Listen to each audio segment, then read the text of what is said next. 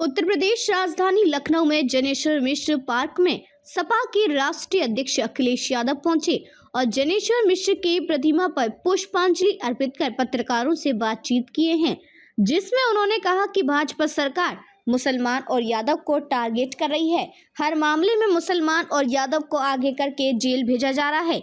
यादव मुसलमान पर राजनीति हो रही है। वहीं अखिलेश यादव ने कहा, जब हमारी सरकार आएगी इन सभी चीजों की फिर से जांच होगी और जो अधिकारी इस तरह की कार्रवाई कर रहे हैं उन पर हमारी सरकार कार्रवाई करेगी। आपको बता दें कि अखिलेश यादव जनेश्वर मिश्र की प्रतिमा पर पुष्पांजलि अर्पित करने के बाद अयोध्या की घटना पर पत्रकारों से बातचीत करते हुए कहा कि बलात्कार पीड़िता के लिए सरकार अच्छे से अच्छा चिकित्सा का प्रबंध कराए। कारण बालिका के जीवन की रक्षा की जिम्मेदारी सरकार की है।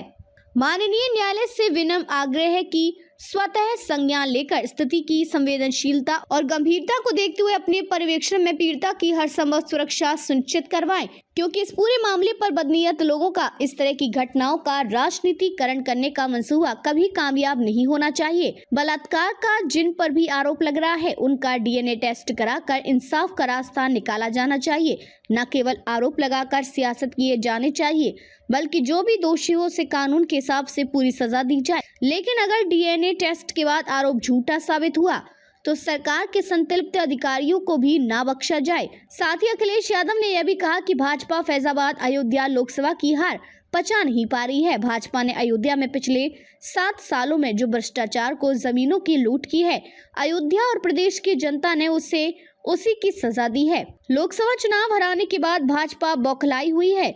घटना कहीं भी हो, बिना जांच पड़ताल के समाजवादी पार्टी को बदनाम करने की नीयत से आरोप लगाना राजनीति दोष को प्रेरित करता है।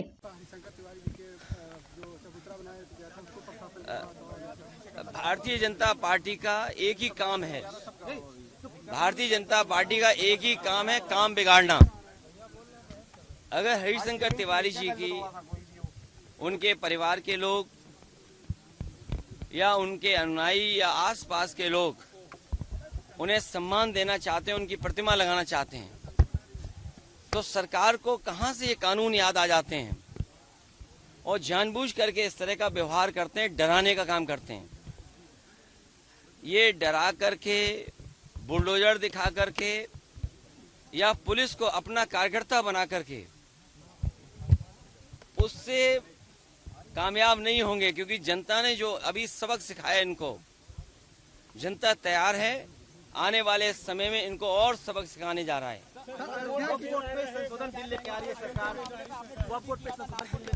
देखिए मेरे पत्रकार साथियों, सच्चाई आप भी जानते हो। भारतीय जनता पार्टी साजिश, चुनाव से पहले भारतीय जनता पार्टी षड्यंत्र करना चाहती है चुनाव से पहले, और उनका लक्ष्य पहले दिन से रहा है कि समाजवादियों को कैसे बदनाम किया जाए, और खास कर से के मुसलमानों को लेकर के उनकी जो सोच है वो अनडेमोक्रेटिक है, अनकॉन्स्टिट्यूशनल है।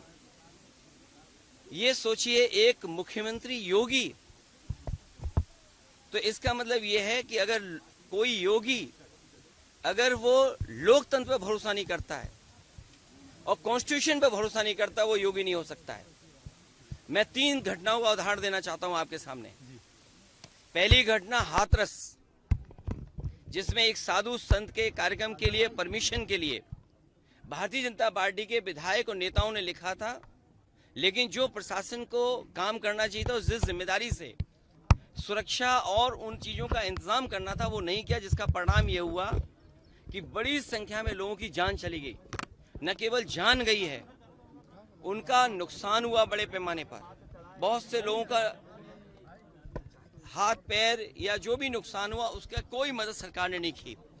दूसरा, आपने देखा होगा गोमती नगर में, और जब मुख्यमंत्री ने सदन में ये कहा, सूची तो हालांकि बहुत लंबी थी, इसमें पुलिस का दोष कम है, पुलिस तो पूरी सूची दी थी, लेकिन भारतीय जनता पार्टी के जो मुख्यमंत्री और सरकार है वो ये चाहती है कि पुलिस भी भारतीय जनता पार्टी की कार्यकर्ता बन जाए।